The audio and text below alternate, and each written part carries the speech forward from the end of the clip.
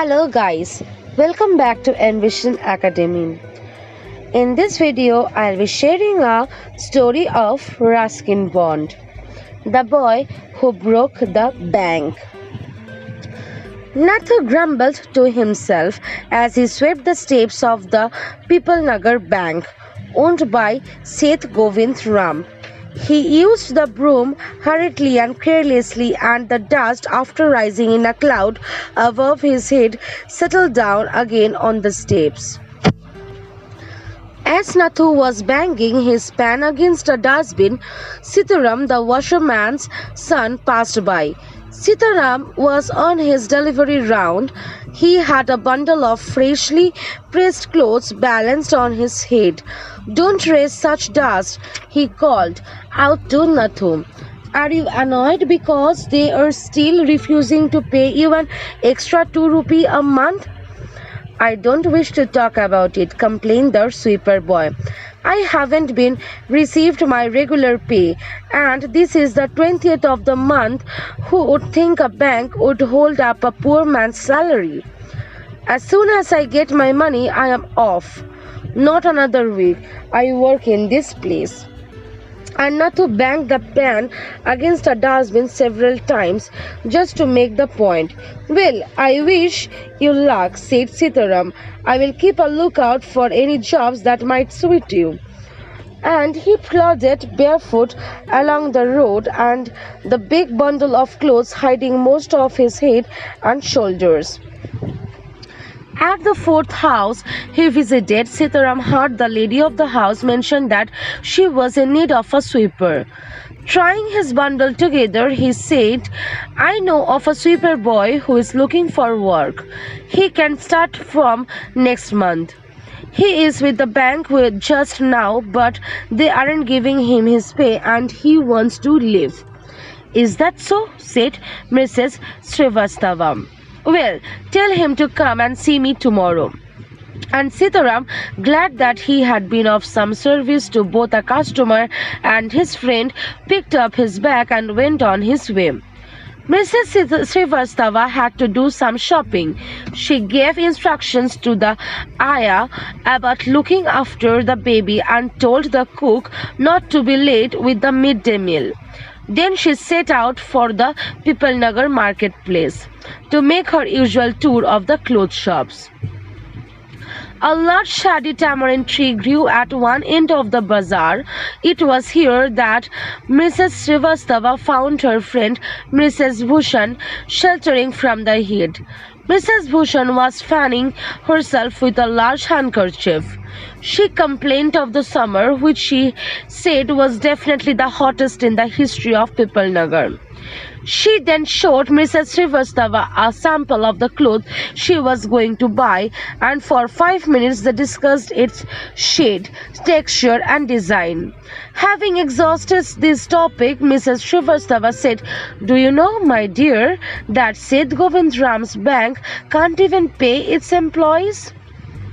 Only this morning I heard a complaint from the sweeper, who hasn't received his wages for over a month." "Shocking," remarked Mrs. Bhushan. "If they can't pay the sweeper, they must be in a bad way. None of the others could be getting paid either." She left Mrs. Srivastava at the tamarind tree and went in search of her husband, who was sitting in front of Kamal Kishore's photographic shop, talking with the owner. "So there are you," cried Mrs. Bhushan. "I have been looking for you for almost an hour. When did you disappear?" "Nowhere," replied Mr. Bhushan. "Had you remained in one shop, I might have found you. But you go from one shop to another like a bee in a flower garden. Don't start grumbling. The heat is bad enough. I don't know what's happening to Pipalnagar. Even the bank's about to go bankrupt."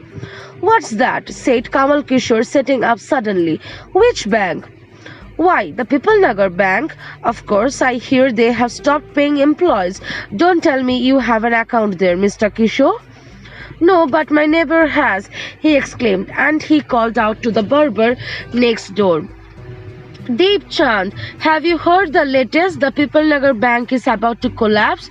You'd better get your money out as soon as you can.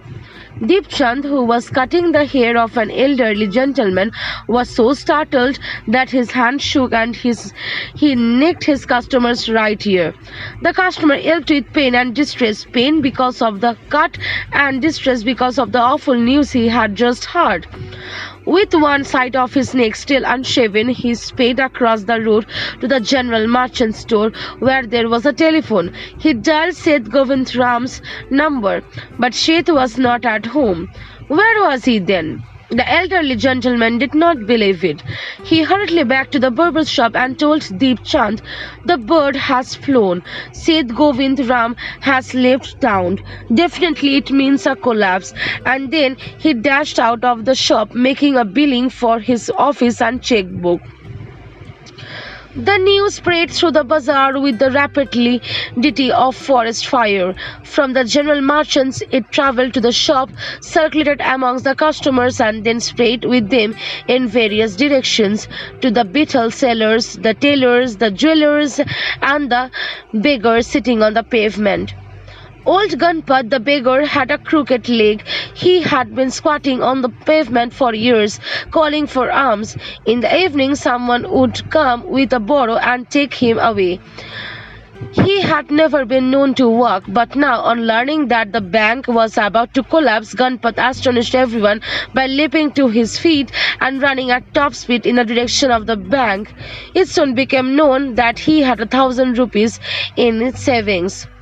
Men stood in groups at street corners discussing the situation. People Nagar seldom had a crisis, seldom or never had floods, earthquakes or droughts, and the imminent crash of the People Nagar Bank set everyone talking and rushing about. Some congratulated themselves on having already taken out their money or on never having put any in. Others guessed the reasons for the crash. They blamed Seth Govindram. The Seth had fled the state, said one. He had fled the country, said another. He was hiding in People Nagar, said a third. He had hanged himself from the tamarind tree, said a fourth, and had been found that morning by the sweeper boy. By noon, the small bank had gone through all its ready cash and the manager was worried. Emergency funds could only be obtained from another bank some 30 miles distant, and he wasn't sure he could persuade the crowd to wait until then. And there was no way of contracting Seth Govindram on his houseboat in Kashmir. People were turned back from the counters and told to return the following day. They did not like the sound of that, and so they gathered outside on the steps of the bank, shouting, "Give us our money or we'll break in and fetch the Seth. We know he's hiding in a safe deposit locker." Mischief makers who didn't even have a paisa in the bank joined the crowd. The manager tried to calm them. He declared that the bank had plenty of money but no immediate way of collecting it. He requested them to come back the next day. "We want it now," chanted some of the crowd. "Now, now, now!" And a brick crashed through the flat glass window of the People Nagar Bank. Nathu arrived next morning to sweep the steps of the bank. He saw the refuse and the broken glass and the stones on the steps. Raising his hands in horror and disgust, he cried, "Hooligans! As though it isn't bad enough to be paid late, it seems my work has also to be increased." He hit the steps with his broom, scattering refuse.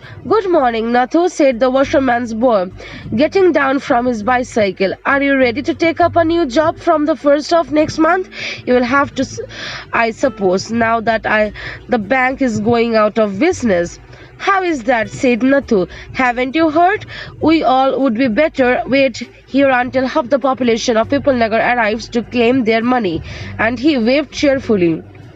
He did not have a bank account and sped away on his cycle. Nathu went back to sweeping the steps, muttering to himself. When he had finished his work, he sat down on the high step to await the arrival of the manager.